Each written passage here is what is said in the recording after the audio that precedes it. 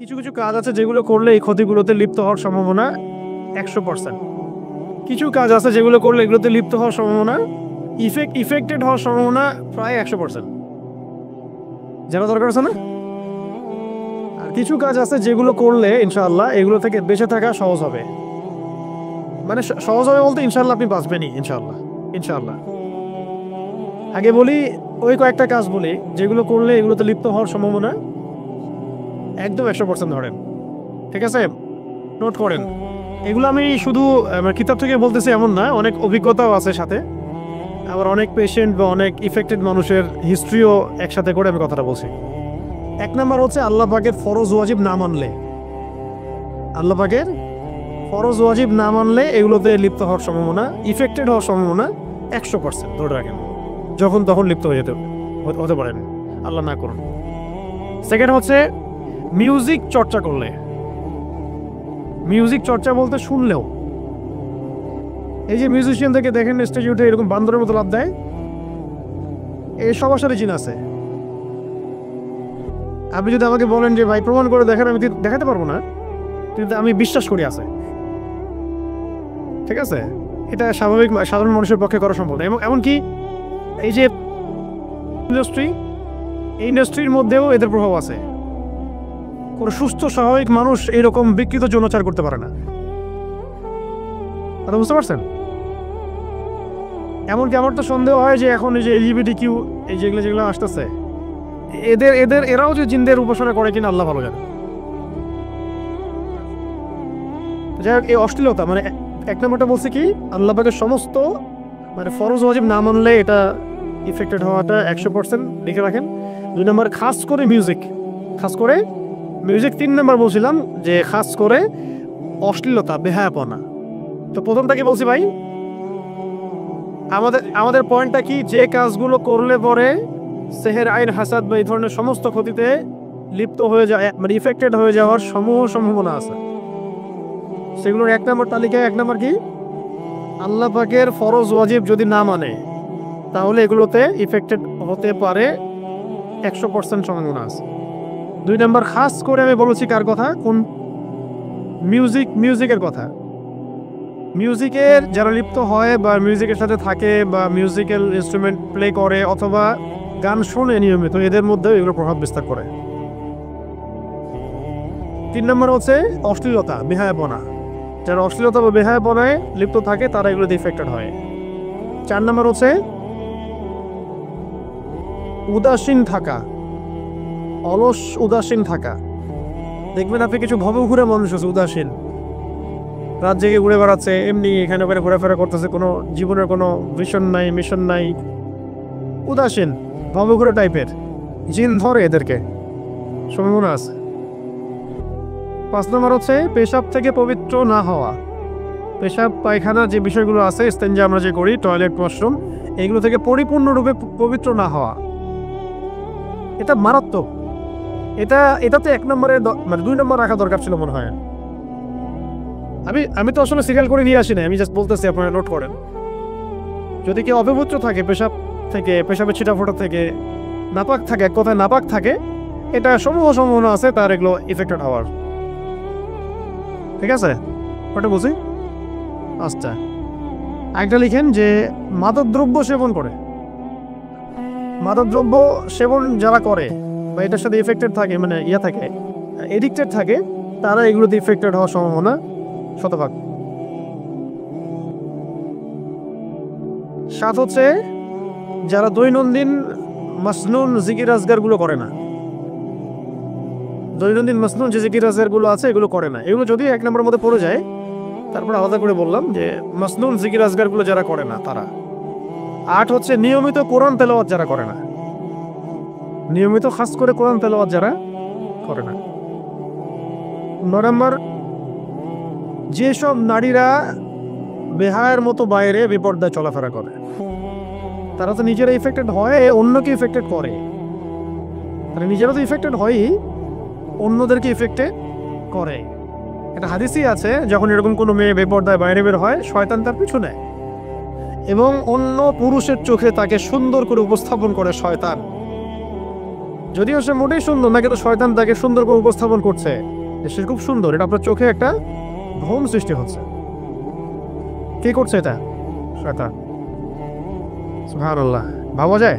তাহলে শয়তানের একটা বড় অস্ত্র বেহায়া নারীরা, বেপর্দা নারীরা।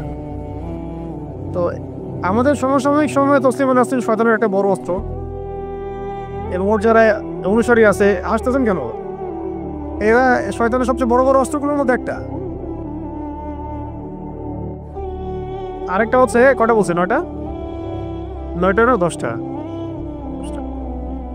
আরেকটা হচ্ছে যে রাসূল সাল্লাল্লাহু আলাইহি ওয়াসাল্লামের সুন্নাহ ভিত্তিক আমলগুলো যারা করেন। সুন্নাহ ভিত্তিক আমলের প্রত্যেকটা আমলের সাথে কিছু সুন্নাহ আছে, ঘুমানোর, ওঠার, এমনকি আয়না দেখারও। এমনকি কি আয়না দেখানোর, বাসা থেকে বের হওয়ার, বাসায় ঢোকার, ঘুমানোর, বিছানা ঝাড়ার, প্রত্যেকটা সুন্নাহ ঘেটে ঘেটে দেখবেন এগুলোর মধ্যে যে সুন্নাহগুলো আছে এগুলো যারা নিয়মিত চর্চা করে না ইফেক্টেড হয়ে যেতে পারে। কিন্তু অনেকে দেখা যায় টিভি দেখে, মুভি দেখে, গান শুনে, হ্যাঁ কনসার্ট করে, এখানে ওখানে বন্ধুদের সাথে আড্ডা মেরে, বাইক চালায়, রাতের বেলা এদিক ওদিকে ঘুরে বেড়ায়, হ্যাং আউট করে, এভাবে সময় নষ্ট করে রাতে। তাদের ক্ষেত্রে এই সেহের, আইন, হাসাদ হয়ে যায় এর সম্ভাবনা একদম 90%। তারা জিন্দার আক্রান্ত হয়ে যেতে পারে, সেহের হয়ে যেতে পারে, আইন হয়ে যেতে পারে, হাসাদ হয়ে যেতে পারে, আরও অনেক বড় বড় সমস্যা হয়ে যেতে পারে। রাতের এই ক্ষতি থেকে আমাদেরকে বাঁচার জন্যে অবশ্যই কী করতে হবে? এই সূরা ফালাক, নাস, ইখলাস এগুলো অবশ্যই চর্চা করতে হবে, এবং রাতের বেলা এভাবে বাইরে ঘোরাফেরা করা যাবে না। যদি দিনই কোনো বিষয় হয় সেটা আলাদা বিষয়। দুনিয়াবি কোনো আজে বাজে কোনো বিষয়ে রাত্রি জাগরণ করাটা ঠিক হবে না। আল্লাহ পাক আমাদেরকে বোঝার তৌফিক দান করে। রাতের বেলা অনেক ক্ষতি আছে, এই ক্ষতিগুলো থেকে আল্লাহ পাক আমাদেরকে হেফাজত করেন, আমিন। 4 নম্বর আয়াতে আল্লাহ পাক বলেছেন ওয়ামিন, এটা ভালো করে বোঝার, ওয়ামিন শাররিন নাফাসাতি ফিল উকাদ, ওয়ামিন শাররিন, এটা আয়াতটা ভালো করে পড়বেন, ওয়ামিন শাররিন নাফাসাতি ফিল উকাদ। অনেকে নাফাসাত পড়ে ফেলেন, সিন নাই এখানে, ফা আছে। ওয়ামিন শাররিন নাফাসাতি ফিল উকাদ, ওয়া মানে এবং, মিন মানে হতে পারে থেকে, আর শার মানে তো ক্ষতি। নাফাসাত শব্দটা হচ্ছে স্ত্রীবাচকের বহুবচন, স্ত্রীবাচক শব্দের বহুবচন। এটা তারা বোঝানো হচ্ছে যে জাদু করেনি মহিলা, জাদু করেনি নারীদের কথা বলা হচ্ছে, জাদু করেনি নারীদের কথা বলা হচ্ছে। এটা কিন্তু প্রমাণিত যে এই বিষয়গুলোতে নারীরা বেশি অগ্রগামী হয়। খুব সতর্ক, নারীদের ফিতনা কিন্তু মারাত্মক। ইন্না কাইদাকুন্না আযীম, আল্লাহ বলেছেন তোমাদের ষড়যন্ত্র কিন্তু মহান, মহান মানে বিশাল, মারাত্মক। তো এখনো গ্রামে গঞ্জে বিভিন্ন জায়গায় আপনি দেখবেন যে নারীরা এগুলোর সাথে বেশি সম্পৃক্ত হয়ে যাচ্ছে, জাদু চর্চা করছে ইত্যাদি ইত্যাদি। তা আগে থেকে এটা ছিল। আল্লাহ পাক এখানে মুয়ান্নাস শব্দ প্রয়োগ করেছেন যে গ্রন্থিতে, ওকদ, ওকদ মানে হচ্ছে গ্রন্থি, গিট, রশি বা দড়ির গিট। তাহলে আয়াতের অর্থ হচ্ছে যে গ্রন্থিতে ফুৎকার দানকারী, মানে ফু দেয়, যে ফু দেওয়া, গ্রন্থিতে মানে গিটে ফুৎকার দানকারিনী নারীদের অনিষ্ট থেকে। বোঝানো হচ্ছে এমন জাদু করেনি মহিলাদেরকে যারা গিটের মধ্যে ফু দিয়ে দিয়ে জাদু করে, বুঝতে পারছে? এমন নারীদের অনিষ্ট থেকে আল্লাহ পাক আমাদেরকে আশ্রয় চাইতে বলছেন যারা গিটের মধ্যে ফু দিয়ে দিয়ে দিয়ে জাদু করে। ঠিক নবী সাল্লাল্লাহু আলাইহি ওয়াসাল্লামের ক্ষেত্রে কি হয়েছিল? এই 11টা গিট দেওয়া হয়েছিল, চুলে 11টা গিট দেওয়া হয়েছিল। এই চুলের কথা বলতে গিয়ে একটা কথা মাথায় আসছিল, তখন ভুলে গেছিলাম। যেখানে সেখানে সেলুনে যে চুল কাটি আমরা, এইগুলোতে একটু ঝুঁকি আছে। মানে চুলগুলো কখন কোথায় কি হচ্ছে, আপনার কোন দুশ্মন আপনার চুল নিয়ে চলে যাবে, আপনি তো টের পাচ্ছেন না। ব্যাপারটা বুঝতে পারছেন? তো এই বড় বড় ওলামায়ে কেরাম যারা আমি আগে দেখেছি, শুনেছি যে তারা কিন্তু বাসায় চুল কাটতেন এবং চুল মাটিতে পুঁতে ফেলতেন, কাউকে দিতেন না, দেখতে দিতেন না। কে জানে আবার শত্রুতা করে কেউ যদি চুল নিয়ে চলে যায়, আপনার শত্রুটা অনেকভাবে থাকতে পারে, আপনি তো বুঝতে পারবেন না। তো যাই হোক, এত বেশি আবার ভয়ের কিছু নাই, কিন্তু ব্যাপারটা কনসিয়াসনেস থাকা দরকার যে চুল মেয়েরাও যেখানে সেখানে ফেলে দিচ্ছে। জাদুর চুল দিয়ে করা যায় আর কি, করেও সাধারণত। চুল দিয়ে করলে মাথায় ইফেক্ট হবে। আবার অনেক সময় দেখা যায়, আমরা দেখেছি যে মেয়েরা চুল বিক্রি করতেছে, গ্রাম অঞ্চলে দেখবেন, খেয়াল করে চুলগুলো কালেক্ট করে বিক্রি করে তারা, আবার চুলে বানায় সেগুলো দিয়ে। মারাত্মক, এগুলো ডেঞ্জারাস কাজ আর কি, যে কোনো সময় ক্ষতিগ্রস্ত হয়ে যেতে পারে। তো এখানে বোঝানো হচ্ছে যে এই গ্রন্থিতে ফুৎকার দানকারিনী মহিলাদের অনিষ্ট থেকে আমি আশ্রয় প্রার্থনা করছি, ঠিক আছে? আর শেষের আয়াতে বলা হচ্ছে ওয়ামিন শাররি হাসিদিন ইদা হাসাদ, ওয়া মানে এবং, মিন মানে হতে, আগে জানলেন। শার মানে কি? ক্ষতি। হাসিদ মানে হিংসুক, হাসিদ মানে হিংসুক, মানে যে হিংসা করে। ইসমে ফাইল এটা, যে হিংসা করে। ইদা মানে যখন, হাসাদা মানে সে হিংসা করে। মানে হিংসুকের অনিষ্ট থেকে যখন সে হিংসা করে, হিংসুকের অনিষ্ট থেকে যখন সে হিংসা করে। হিংসা ঈর্ষা কিন্তু এক না। যেমন একজনের মাশাআল্লাহ সম্পত্তি আছে, আপনি আকাঙ্ক্ষা করছেন যে আমারও যদি হতো আমিও আল্লাহর পথে দান করতাম, এটা ঈর্ষা করা, এটা বৈধ, এটা বৈধ জায়েজ। কিন্তু আপনি এভাবে যদি চিন্তা করেন যে ওর সম্পদ ধ্বংস হয়ে যাক, ওর এই মানে অবস্থান ধ্বংস হয়ে যাক, আল্লাহ পাক তাকে বড় করতেছেন কেন, তার গা জ্বলতেছে, সে কিভাবে বড় হয়ে গেল, গা জ্বলতেছে, এগুলো যে হিংসা, এটা তো নিজে বোঝাই যায়, নিজের বিবেকই বলে যায় যে সে হিংসা করছে কিনা। হিংসা করার সাথে সাথে নুন নষ্ট হয়ে যায়। হিংসার আগুন বলে না, হিংসার অনল বলে না কথা একটা, ঈর্ষার অনল, হিংসার অনল, আসলে ব্যাপারটা অনলই, আগুনই। হাদিসের মধ্যে এসেছে যদি কোনো ব্যক্তি হিংসা করে, একজন ব্যক্তি কাউকে হিংসা করে, তাহলে তার নেক আমলগুলো ধ্বংস হয়ে যায়, ঠিক যেইভাবে আগুন কাঠকে খেয়ে ফেলে। আগুন যেভাবে কাঠকে খেয়ে ফেলে, এইভাবে হিংসা নেক আমলকে খেয়ে ফেলে। তাই যখন কেউ হিংসা যদি কেউ করে ফেলি, আল্লাহ না করুক, আমাদেরকে আল্লাহ পাক এখান থেকে হেফাজত করেন, যদি কেউ করে ফেলে আপনি নিজেই বুঝতে পারবেন যে আপনার ভিতরটা জ্বলতেছে। এটা কিসের আগুনে জ্বলতেছে? হিংসার আগুনে জ্বলতেছে। এবং এই জ্বলা থেকে দাড়ি টুপিওয়ালা মানুষটাও বাদ দেয়, ঠিক আছে? কোনো কোনো ক্ষেত্রে অগ্রগামীও হইতে পারে, বেশি জ্বলে, অনেকের বেশি জ্বলে না, বেশি জ্বলে। তো হিংসা থেকে বাঁচতে হবে। আরেকটা হচ্ছে, যদি কেউ আপনাকে হিংসা করে, আপনি হিংসা করেন না কাউকে, কিন্তু অন্যরা আপনাকে হিংসা করতেছে, এটার জন্য আপনি কখনোই গুনাহগার না, কিন্তু এই যে হিংসা আপনাকে করতেছে মানুষ, এটারও ইফেক্ট আপনার উপর আসতে পারে যদি আপনি প্রোটেক্টেড না থাকেন। কারণ এটা একটা আগুন, যে জ্বলবে তাকেও তো জ্বালাবেই, আশেপাশে দাঁড়ায় থাকলে সেও জ্বলবে, আর তার উপরে আগুনের তাপ গিয়ে পড়বে। অতএব ওই আগুনের তাপ থেকে বাঁচার জন্য ঢাল লাগবে। কি লাগবে? এই ঢাল বা সুরক্ষাই হচ্ছে আমাদের এই সূরাগুলা, দোয়াগুলা, আমাদের আজকারগুলা, আমাদের নামাজ, আমাদের তিলাওয়াত, এগুলো হচ্ছে আমাদের প্রোটেকশন। তাহলে এই হলো মূলত সূরা ফালাকের 5টা আয়াতের অর্থ। এই 5টা আয়াতে আমরা জানতে পারলাম যে আল্লাহ পাক আমাদেরকে বলেছেন, মানে নবীকে বলেছেন, মানে আমাদেরকে বলেছেন যে বলো আমি আশ্রয় প্রার্থনা করছি সকালে রবের নিকটে। সকালে রব কেন? যিনি সমস্ত অন্ধকার দূর করে দেন। মিন শাররি মা খালাক, তিনি যত কিছু সৃষ্টি করেছেন সমস্ত কিছুর ক্ষতি থেকে।